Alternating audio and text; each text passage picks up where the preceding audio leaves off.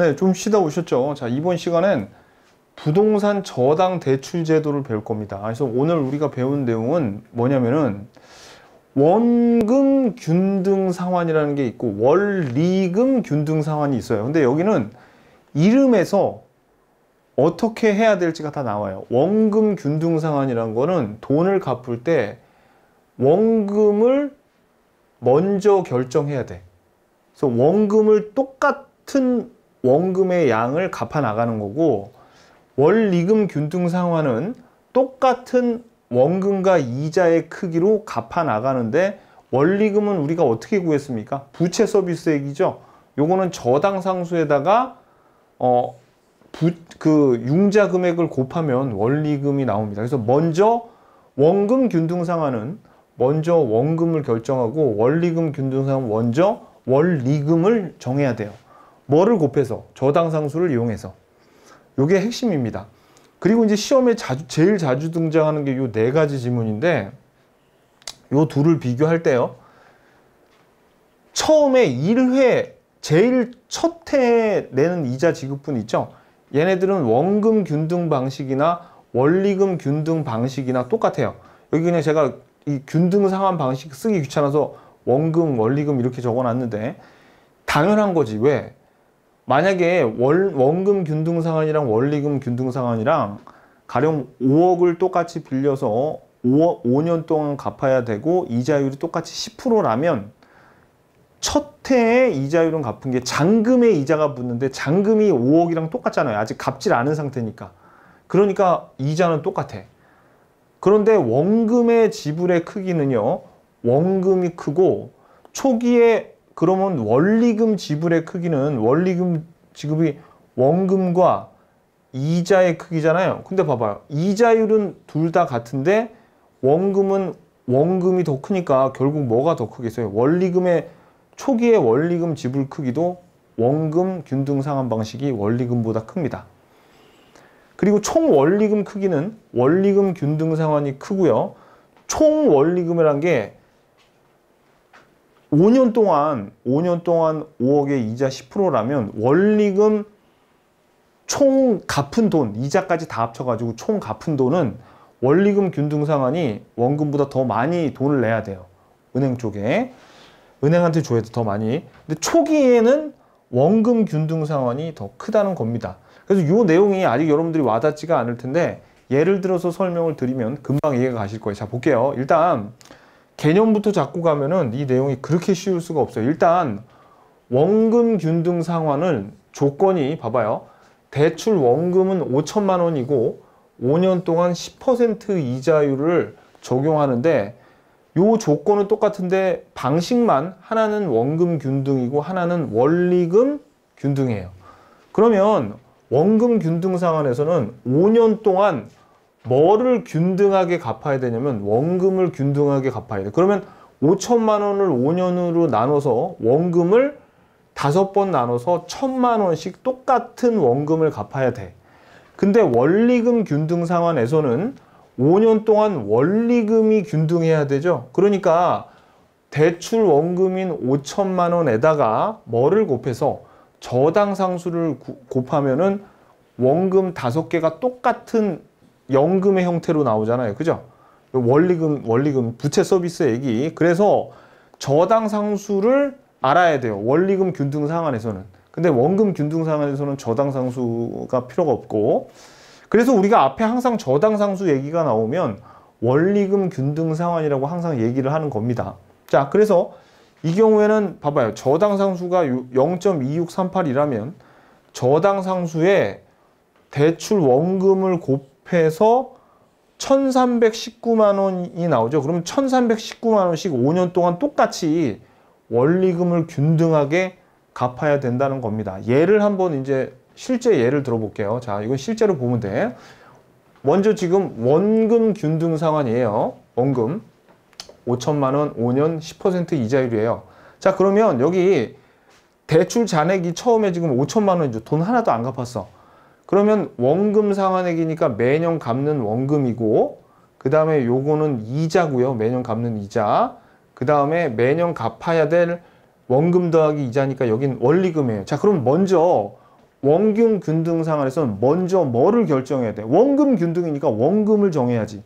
어떻게? 그렇지. 5년으로 5천만 원 나눠가지고 요렇게 1,000만 원을 매년 균등하게 갚아야 돼요. 원금으로 그럼 먼저 기준을 잡았죠? 이렇게. 그런 다음에는 보십시오. 이제 원금 상환액이 1,000만 원이고 이자는 어디에다? 잔금에 이자가 붙는다 그랬죠. 잔금에.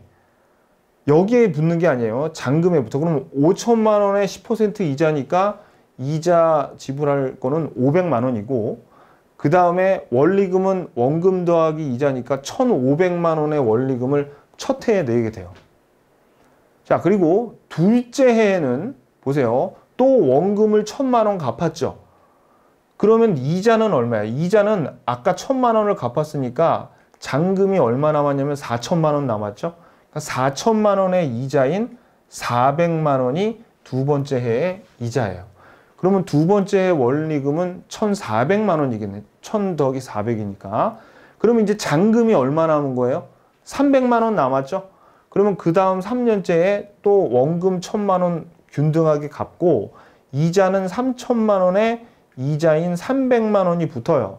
그러면 원리금은 1,000 더하기 300이니까 1,300이다. 그 다음에 그러면 잔금은 이제 얼마 남아요? 2천만 원 남죠? 2천만 원. 다음에 4년째는 이자가 그러니까 요거의 이자 200만 원. 1,000 더하기 1,200이니까 1,200만 원의 원리금. 그 다음에 다시 그러면 이제 마지막 잔금이 1,000만 원 남는 거죠. 그러면 이자가 5년째인 100만 원 붙어요. 요거의 10%니까. 그래서 원리금이 1,100만 원이야. 그러면 보세요. 이거의 총합은 어떻게 돼요? 총합은 이렇게 되는 거죠. 원금 5천만 원 다 갚았어. 그죠? 그리고 총 5년 동안 낸 이자는 1,500만 원이고 총 갚은 금액은 6,500만 원입니다. 그러면 얘네 그림을 보면 이자가 어떻게 해요? 균등하게 이렇게 줄어드는 게 보이죠? 100씩 줄어들잖아요. 이렇게. 요것도 100씩 줄어들잖아요. 그죠? 줄어드는 게. 그래서 이걸 그림으로 표시하면 어떻게 표시할 수 있냐면 이렇게 표현할 수 있습니다. 자, 원금은 똑같아. 원금은 항상 똑같아. 1년, 2년, 3년, 4년. 그러니까 여기 원금은 얼마예요? 1,000만 원으로 동일한데 이자가 점점 줄어들고 있어. 500, 400, 300, 200, 100. 이렇게 줄어드는 게 뭐예요? 원금 균등 상환이에요. 아셨죠? 오케이.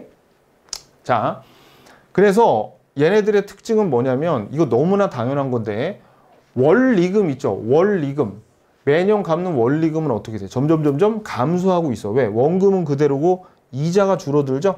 그러니까 원리금은 점점 줄어들고 있다는 겁니다. 그러면 원리금 균등 상환에서는 원리금은 균등하잖아. 그러니까 그거 때문에 이런 걸로 시험에 낸다고요. 원리금 균등 상환에서는 원리금이 균등하거든요. 아셨죠? 요게 원금 균등 상환이고, 자, 이번에는 원리금 균등 상환은 얘도 요런 똑같은 조건에 이제 저당 상수를 알아야 돼요. 대신 여긴 저당 상수를. 그래서 봐봐요. 여기는 저당 상수가 이렇게 주어지죠. 그리고 5천만 원인데 이게 원금이 아니죠. 원리금 있죠. 원리금 균등 상환에서는 봐봐요. 먼저 뭐를 정해야 돼? 원리금을 정해야 돼. 그러면 저당 상수에다가 뭐를 곱해요? 5천만 원 곱하면 나오는 거죠. 부채 서비스액이잖아요, 이거. 그죠? 그래서 먼저 뭐를 결정한다? 요거랑 곱하면 1,319만 원이 나와요. 그래서 요거를 먼저 기준으로 잡어. 자, 그러면 우리가 보세요. 여기 대출 잔액이 5천만 원이죠? 그러면 첫 해의 이자는 잔금에 붙으니까 이자가 얼마 붙어요? 그렇죠. 500만 원의 이자가 붙죠. 그러면 원리금이 1,319만 원인데 이자가 500만 원이니까 원금은 얼마가 되는 거예요? 여기에서 이거 빼면 원금이 819만 원이 1,319만 원 중에서 819만 원이 원금이고 500만 원이 이자라는 얘기예요. 그러면 잔금은 얼마냐? 잔금은 500만 원에서 819만 원을 뺀 게 잔금이겠죠? 그럼 얼마예요? 4,181만 원이라고. 그죠? 자, 그러면 이번엔 원리금은 그대로 나왔죠. 그럼 이자가 얼마예요? 이 이자는 4,181만 원의 10% 이자를 여기다가 적어야죠. 그죠? 그런 다음에 여기서 이걸 빼면 원금이 나오고, 그러면 4,118에서 901에 빼면 원금이 이제 3,280이 나오고, 요거의 이자가 3년째에 붙는다고요. 10%가. 근데 이런 순서대로 계속 이렇게 나가는 거야. 그러다 보면 이렇게 됩니다. 그죠? 그러면 어떻게 돼요? 자, 여기 원금 상환액이 점점 늘어나는 거 보이죠? 처음에는 원금 상환액이 작다가 원금이 점점 늘어나. 그리고 이자는 점점 줄어들고 있죠. 이자는 줄어들고 있어요. 너무나 당연해. 이따 그림을 보면 아시겠지만. 자, 그래서 총 액수를 봤더니 요거를 다 합치면 원금 5천만 원 다 갚았어요. 그리고 이자는 총 합치니까 1,595만 원이야. 그리고 원리금 상환액을 다 합쳤더니 6,595만 원인데 이걸 그림으로 표현하면 이렇게 된다는 거죠. 원금이 처음에는 원리금에서 차지하는 비중이 별로 안 크다가 점점 원금은 커지고 이자는 점점 작아지죠. 그러니까 어떻게 돼? 크기가 원금이 점점 커지고 이자는 작아져요. 이자는 작아져. 하지만 뭐는 동일해? 원리금은 동일해. 그러면 시험에 말로 나온단 말이에요. 이렇게 나온다고. 말장난을. 자, 이제 우리가 원리금 균등상환과 원금 균등상환을 한번 서로 비교를 해보자고요. 자, 그러면 우리가 이제 요 표가 요게 원금 균등상환이고요. 원금 균등상환이고 요게 밑에가 원리금 균등상환인데 요 두 개를 한번 비교를 한번 해보자고요. 자, 그러니까 시험에 잘 나오는 거를 봐야 돼. 일단 시험에 말로 잘 나오는 게 보십시오. 원리금 균등상환에서는 원리금이 균등한 거죠. 그럼 시험에는 어떻게 나오냐면 원금 균등상환에서는 매년마다 내는 원리금이 균등하다 그러면 맞다 틀리다? 틀려요. 아셨죠? 그럼 여기는 뭐라고 나오냐면 원리금 균등상환에서는 매년 내는 원금이 균등하다 그러면 틀리지. 뭐가 균등해? 원리금이 균등해. 얘는 원금이 균등해요. 내는 게. 요거 일단 조심하시고, 두 번째 제일 시험에 잘 나오는 건 뭐냐면 첫 해에 이자는 같아. 첫 해에 이자분이 둘이 같아요. 왜? 왜냐면 그때는 아직 하나도 안 갚은 잔금이 똑같이 5천만 원이죠. 그러니까 첫 해에 이자분이 같단 말이에요. 그러면 원금의 크기는 누가 크다? 그렇죠. 첫 해에 초기에 봐봐요. 초기에는 원금은 원금 균등상환이니까 1,000만 원씩 내요. 근데 원리금 균등상환은 1,000만 원이 안 된다고. 그 이유는 왜냐하면 원리금 균등상환에서는 이자가 차지하는 비중이 초반엔 굉장히 큽니다. 그래가지고 어떻게 해요? 그렇죠. 이자가 차지하는 비중이 크기 때문에 원금은 누가 더 많이 낸다? 그렇죠. 초기에 원금 균등상환 방식이 원리금 균등상환보다 원금을 많이 내요. 근데 나중에 가면 역전이 돼요. 처음에 조금 내니까 나중에 많이 갚아야 되겠죠? 요걸 조심하셔야 돼. 제일 시험에 잘 나오는 거는 첫 해의 이자분은 같아. 첫 해의 이자분은 같아. 그죠? 그리고 초기에 원금은 어느 쪽이 많이 더 갚는다고요? 원금 균등상환이 더 초기에 많이 갚는다고요. 이게 제일 중요해요. 시험에는 대부분 나왔다면 이거예요. 이거. 그러면 초기에 원리금이 큰 쪽은 어디겠어요? 아니, 당연히 원금이겠지. 왜? 왜냐면 이자는 서로 같다면서. 근데 그러니까 첫 해에 원리금은 같죠. 근데 원금이 이쪽이 더 많이 낸다면서요. 그러니까 당연히 얘는 1,500, 1,319 요쪽이 더 큰 거죠. 그죠? 요거 사실 요 정도만 알아도 요 정도의 특징만 보고 파악해도 한 80% 이상은 맞춥니다. 초반에. 그리고 다시 잡아봐요.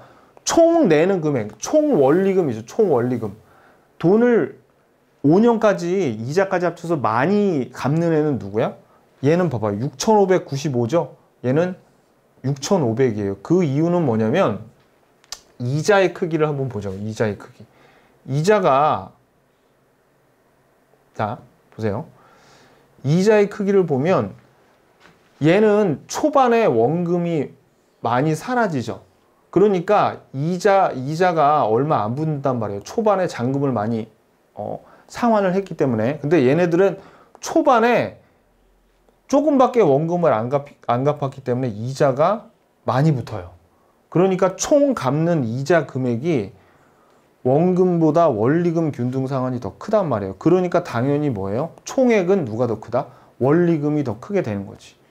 무슨 얘기인지 아시겠죠? 오케이, 됐습니다. 얘네 둘을 비교를 완전히 하잖아요. 그러면 우리가 점증식이라는 게 있어요. 점증식 또는 체증식이 있는데 요거는 뭐냐면요.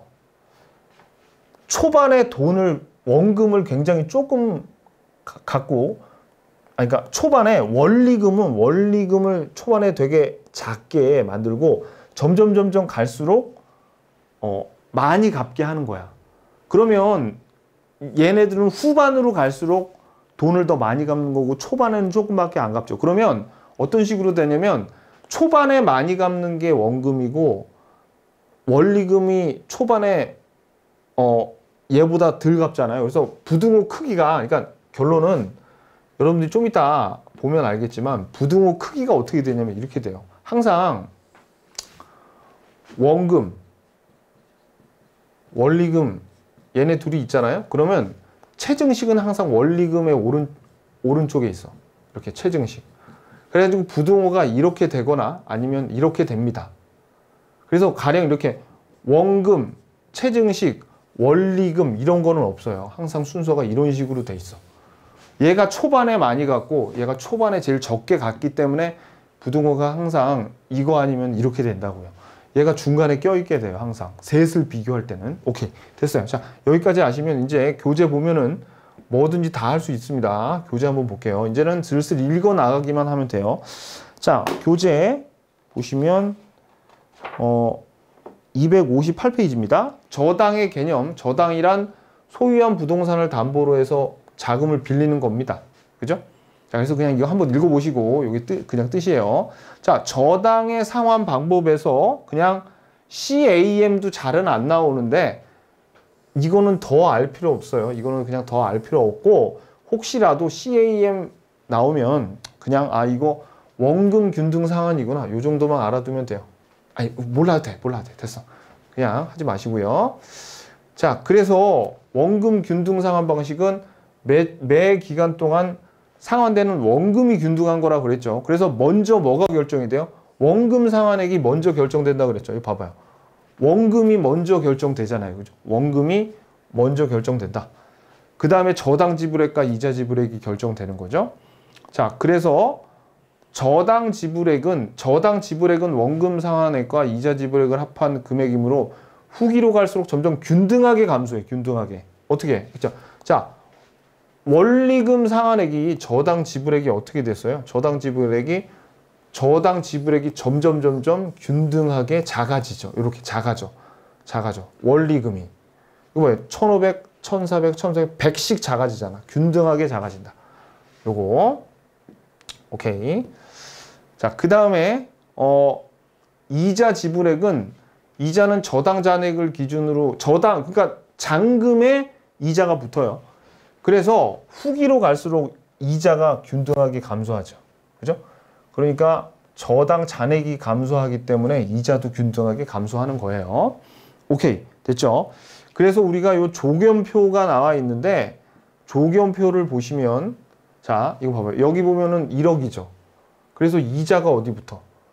일단 원금 상환액 이거 원금이 다 같아. 원금이 1년부터 10년까지 다 같아요. 다 같아.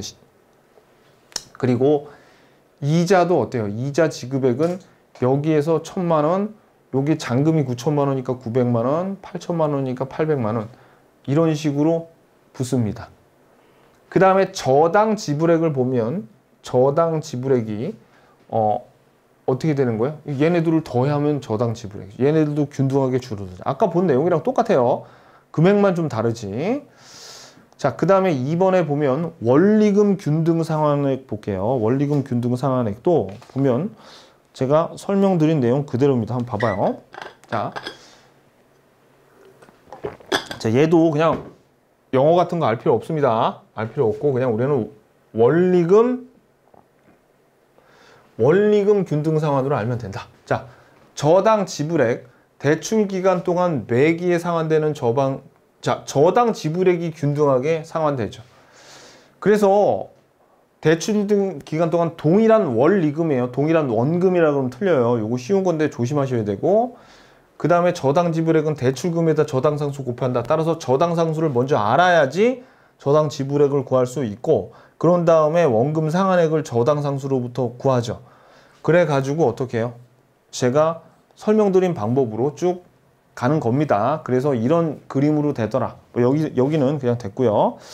자, 그 다음에 제일 중요한 게 여기다가 밑줄 쳐야지. 여기 동그라미 4번 밑줄. 원리금 균등 상환과 시가 원금 균등과 1회차 이자 지불액은 동일해. 1회차. 왜? 하나도 안 갚은 잔금은 똑같으니까. 그죠? 1회차는 항상 같다. 그림에서 볼까요? 봐봐요. 여기 1회차 500, 여기 1회차 500. 1회차는 이자가 똑같아요. 요거. 자, 오케이. 그 다음에 상환 조견표의 예는 보세요. 여기 보시면 10년 저당 상수가 주어지죠. 그래서 저당 지불액이 똑같아. 여기 보면 저당 지불액 똑같아. 이렇게 보시면 됩니다. 그죠? 그래서 아까 이제 설명을 드렸던 거. 자, 그 다음에 점증식 상환 방식이라고 나오는데, 요것도 시험에 나오는데, 얘는 뭘 알면 되냐면, 봐봐요. 대출 초기에는 저당 지불액이 작은 거예요. 저당 지불액. 원금이나 원리금 균등 상환보다 낮은 수준이야. 그러니까 초반에 조금 갚아요.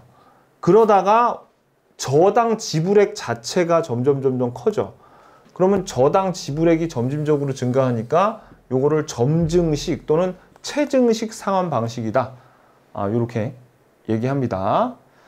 대출 초기에는 차입자의 원리금 상환 부담이 얘네들보다 초기에는 당연히 적겠죠. 원금이나 원리금 균등, 지금 우리가 배웠던 정상적인 방식보다 얘는 좀 특이한 애니까 더 작아요. 당연했죠. 그러면 대출자 입장에서는 대출 회수가 당연히 늦어지겠죠. 대출 회수가 제일 잘 되는 건 뭐겠어요? 원금을 제일 먼저 갚는 원금 균등 상환이겠지. 그죠? 늦어지고 차입자의 채무 불이행의 가능성이 커져요. 그래가지고 자, 여기 별표, 얘네 시험에 제일 잘 나오는 건 이겁니다. 여기 별표. 미래 소득이 증가가 예상되는, 자, 별표. 미래 소득이 증가가 예상되는 신혼부부나 사회 초년생 같이 젊은 사람들한테 이런 대출 방식을 하는 게 유리하죠. 그죠? 그리고 주택의 보유 예정이 짧은 사람에게 상대적으로 유리합니다. 왜냐하면 짧게 보유해서 집을 팔아버리고 그걸로 갚을 수가 있으니까. 장기로 보유하고 할수록 점점점 원리금 금액이 커지죠. 그럼 장기로 가면 힘들다는 얘기예요. 그러니까 얘네들은 나중에 갚으니까 부의 상환이 일어날 수 있다. 밑줄. 부의 상환. 뜻 같은 건 몰라도 됩니다. 뜻은 그냥 어떻게 원금을 초과한다는 얘기예요. 그래서 그냥 부의 상환이 일어날 수 있다라는 거 정도만 알아두시면 돼요. 근데 중요한 거는 이겁니다. 이거. 신혼부부나 이런 사람들한테 유리하지, 만약에 노년층에 유리하다 그러면 틀려요. 요게 제일 중요해. 오케이, 됐습니다. 자, 그 다음에 이제 요 세 개의 방식을 비교를 하게 되는데, 봐봐요. 계단식은 그냥 한번 읽어보세요. 이건 시험에 잘 안 나오니까. 자, 이제 우리가 원금, 원리금 균등 상환, 점증 상환 방식을 서로 비교해 보면, 봐봐요. 그러니까 점증은 원리금 옆에 붙어 있으면 돼요. 자, 초기에 저당 지불액, 원금과 이자분의 크기, 초기에 원금이 제일 많고 그 다음에 원리금이라고 그랬죠. 근데 후기로 갈수록 어떻게 돼요? 후반으로 가면은 요 부등호가 바뀐다고. 그래서 요렇게 된다고. 자, 봐봐요. 요거 비교하면 처음에는 원리금이 더 많아. 여기 2년 차까지는. 근데 3년 차 되면서 원리금 쪽이 더 많아지죠. 역전을 한 거예요. 왜냐면 원금을 많이 갚았기 때문에 그래. 그래서 원금을 많이 갚았기 때문에. 자, 그래서 요거 기억하시고요. 그래서 별표. 요거 중요합니다. 요거 저당 지불액의 크기. 요거 후기보다 초기가 훨씬 중요해요. 그 다음에 이번에는 원금 상환액의 크기, 당연히 요것도 원금이 크다. 원금이 원리금보다 크고 점증은 얘 옆에 붙어 있다 그랬죠? 근데 후기로 가면은 또 이게 뒤집어져요. 후기로 가면 볼까요? 원금 상환액의 크기도 여기 표에서 보면 원금 상환액의 크기도 얘는 계속 1000인데 처음에는 작아지다가 4년 차부터 역전해가지고 더 커졌죠. 그죠?